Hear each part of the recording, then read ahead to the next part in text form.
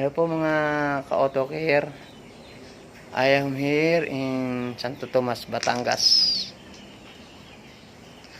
Next project, mini dump truck. Kukumpletuhin po natin dahil di nakakaupo lahat ng pyesa. Mini dump truck, Isuzu 4HF, electronics type. Gagawin po natin manual injection pump. Okay guys, thank you for watching and following Sky Auto Care. Mini dump truck.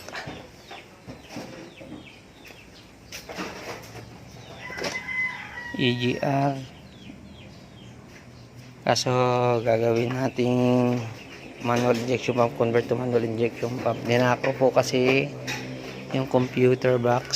Ayan po, kita nyo daw, ninakaw ang upuan, yung wiring, panel gauge, lahat po. Kaya bibilang po ng pyesa. Mini dump truck. 4HF po ang electronic. Convert to manual injection pump. Okay guys, watch out.